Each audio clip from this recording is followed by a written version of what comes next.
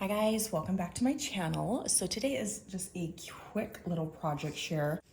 I made a notebook using my new cinch. This is from the Vault sale that they had. This is the big cinch where it has the handle like this versus like a thing like this. This is the pink one, which means it cuts squares. The turquoise one cuts circles. So when you're buying a machine, make sure you do some research. Also, the smaller ones of these, which are usually on sale more often and a way better price point, they're smaller. They can only do, so this part, the hole punching here, the binding here, and then the cinching here. And this thing just like basically comes down and pinches your rings together. So just beware of that. Like this one, the highest it goes is 1 1/4. I think that's the biggest ring that We Are Memory Keepers makes. There might be bigger ones on Ali and Temu, maybe different machines that do that, but leave it to Lisa here on YouTube. She has a tutorial. I watched it before I had ordered the cinch, but I didn't even own it yet. And I watched that tutorial regardless. I tend to watch tutorials when I have no intention of doing them. But anyway, I was like, let me just listen to it in the background and stuff or whatever. And then once I got the machine, it sat for a month or two. I don't know, maybe it's just me, but I tend to get overwhelmed very easily. And it's a new machine. I have no clue how to work it. I was dreading doing the research of like tutorials and reading those stupid pamphlets that's in there and confusing. You know, I didn't even look at the instructions because I just followed Lisa's tutorial. Everything besides the actual cinch part because Lisa did hers by hand. What I did is because I already had this, right? This is huge though. This is 8.5 by 11 and I don't want a binder that big because it gets really heavy.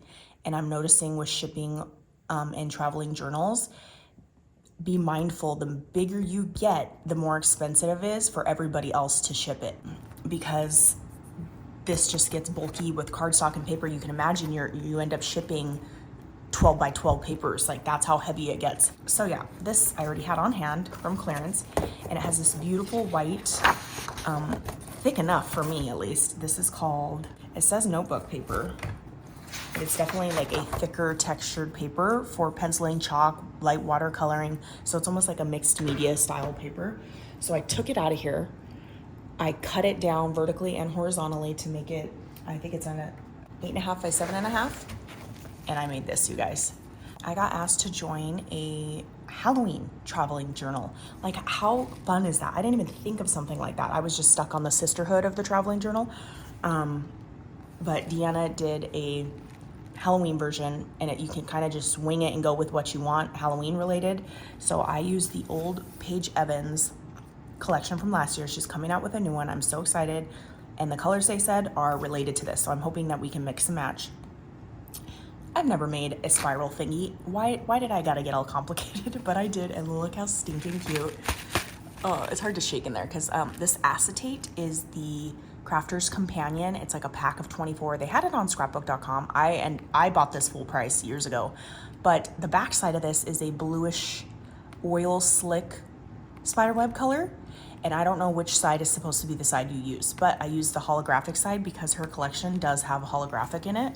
And then I used thickers from the collection. I just stitched across because thickers tend to come undone over time and in heat. In Arizona, it's very hot.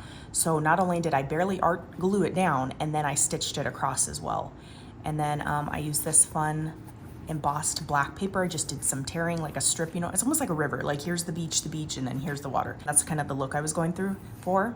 And then I did 2 different mixes in here, one gifted to me in a group swap and then one from Magical Mixery Store, and it's just perfect colors for this actual collection.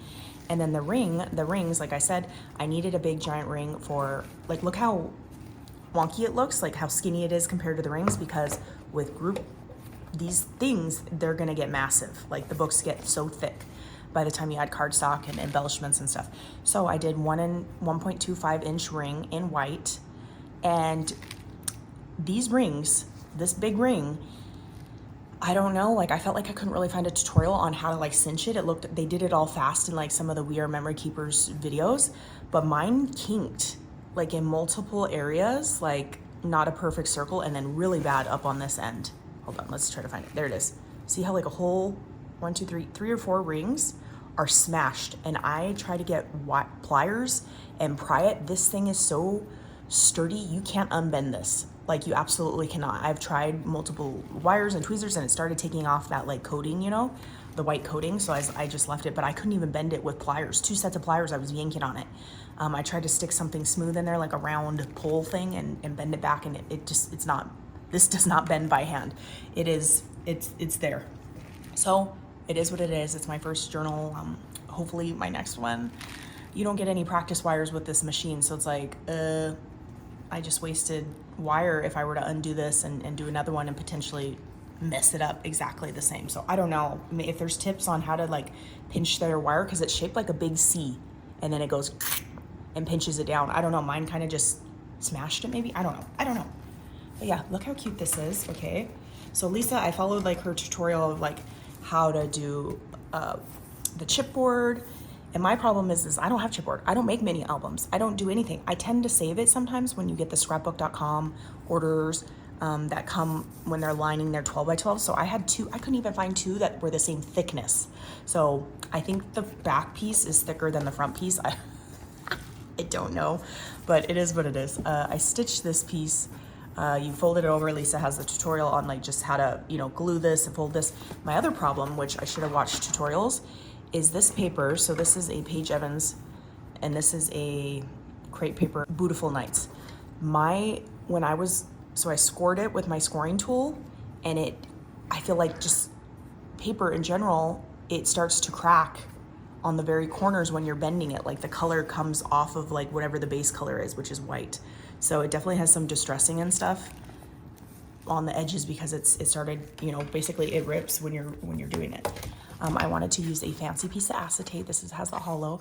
So I figured this is a great, I stitched it 2 pieces together because the back of this acetate is ugly. It's like a white, ugly, cloudy, it's not double-sided at all. And so I was like, okay, I need to back it with white to hide it. So I stitched it, but I made sure that this piece was still a whole piece so I could do a full size paper on this and, you know, glue it to it and make it pretty. But this pocket is just gorgeous. And then I punched it out with like a big, I think that's a 1.5 inch circle so that people know that this is a pull out piece. I'm probably gonna do my like welcome to my journal or the rules or something like, or sign in, I don't know, something like that. And that's as far as I went as in planning this actual journal. Like maybe you can make something like this for a December daily or a October daily. Like just think of all the possibilities. So I did this fancy acetate as like front and center focal piece. And then I didn't know how many sheets to do. So I was like, crap, like I didn't want to do a lot because I wanted to save some of the paper. I had to trim all that paper down and do my own set of holes. That part was fun. So I did a couple sheets and then I would do like a pattern piece of paper where I knew I could use the back and the front of it. That wasn't too busy. This one is from Beautiful Nights. I love that cat one. And then this one, I had to make sure I used the bottom corner of the 12 by 12 to get this cute little like some of these pages I could just leave blank if I don't want to do that many prompts. And then this one, so again, I just did solid and then a colored one. And then this one. And if I don't I love the back side of that. But if I have too many prompts and I don't want to do that many prompts, like this can be the entrance of like, okay, now it's your guys' turn, basically. And then they can start their thing. So I did enough. I think I did 8 for the girls. And then there might be 8 for if they want to do like their own entries, or what are they called? Prompts. So I could rip those out if they don't end up doing them. But yeah, I just added a little bit because again, this gets so fat. I'm sure my one that's in transit right now is busting out the seams. So look how fun. This is just perfect. It's very skinny right now. She's skinny. And there's my little tag. This, I don't know, I must have got glue or something on it, but it discolored it. So this takes a lot of, if you're just doing white paper like this and you're doing a journal, or it's like bullet journaling, or it's got lines and you're just putting paper in, that's great, right? That's easy. But if you're doing a December daily or a traveling journal, like you would have to think of like exactly how many prompts you want, where do you want it to end, where do you want them to enter? Like, because if you're gonna start putting in pattern paper like this, you know, you kind of got to think. I didn't really do that. I just did the front page, like, hey, that could be for something. And then everything else, I just did a couple of sheets that I liked and did some white in between because, again, I didn't do much planning when I went into this at all. I literally was like, get that cinch out. This project is due in a month, not even a month anymore. So I was like, crap, you know, tend to work good under pressure. So I was like, okay, let me at least get this done so I know that I've started it. And then if I'm running out of time, I can half-ass the prompts. I don't know. That's just how I work. So yeah, this is just, it is so cute. I am obsessed with this. I know the acetate could potentially get scratched up, you know, when the girls have it open and working on their desk and stuff, but it is just so cute. And then you can make little books, like say the half size of this, and look at, and it opens upwards. Like you could just do all the things. And then beware, it's like hole punching. If you're making a shaker, or if you have those puffy sequin filled vinyl things from like Temu or AliExpress, you can't just hole punch it and then put a ring in it. The sequins will come out of the hole. So you would have to do an eyelet. So this, I measured this out. And then when I had to hole punch this paper, I had already made the shaker. And so if you're doing something like that, this chipboard plus this paper and this acetate is so thick. I was like scared to pull this handle right here. Like the resistance I was getting when I was like, oh crap, I'm gonna bust this machine, right? But it went through. It did leave jagged edges on the outside of this paper, but I didn't want to punch it again because I was like, I don't know, I was scared. So I just went and got an X-Acto knife and got some of the little frayed, like this paper naturally has a lot of fibers in it and it tends to like fray. So that was what was on the backside. But if you're gonna do that, so I did all this and I was like, oh my gosh, I haven't hole punched it yet, or whatever this is called. Cinch, I don't know. I haven't hole punched it yet. I was like, oh my gosh, all the sequins are gonna freaking fly out. And I didn't even think of that. Luckily, I was able to, I like put all the sequins down as much as I could. And then I just, basically I sewed a section knowing how big these little squares are. I sewed a section like, hey, I'm gonna need to punch it in between these two stitched lines so that no sequins are over there and escaping. So that's what the stitch is for. Nothing can get past that into that binding area. Oh my gosh. But luckily I was able to save it because I was going to be so mad because this whole process took a lot of thinking, like what I could punch together, what I needed to sew first. I didn't want to sew this piece because, you know, the thread tends to come up. So I was like, let me just do this piece. And then I reinforced all the corners where I did the stitching, or ended it, I should say, like the back stitching. I did it with Barely Arts because again, this is going to go through multiple people. It's not just sitting on a shelf. She's going to get some wear and tear. I also went through with Barely Arts and went on the edges because again, it's already busting when I was scoring it. So that's a tip. And then also the frayed part of this where I cut with an X-Acto knife.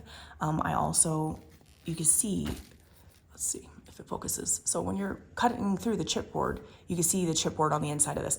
I just went and got Barely Arts and kind of just like swabbed it on the inside of every single one of these rings to just reinforce it. So when it's coming open and done, it's not fraying more with the papers, if that makes sense. So she is ready to travel. She is prepared to travel. Again, stupid rings, that really bugs me. She got smashed. So if somebody gets this, yeah, she did not get smashed in the mail. She looks like that.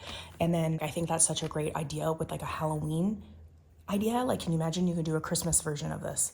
I don't know about Valentine's Day, like unless somebody's in the mood to do Valentine's Day year round. Fun summer themed one, Halloween theme, and like Christmas. Again, this takes lots of time to go through like everybody. You could probably start it in Christmas. That way people have their Christmas stuff already out versus starting it in like March and people don't have their Christmas out, if that makes sense. But yeah, it's not going to get to you during that season. So cute, fun. Yeah. All right. Bye guys. Catch you in the next crafty video.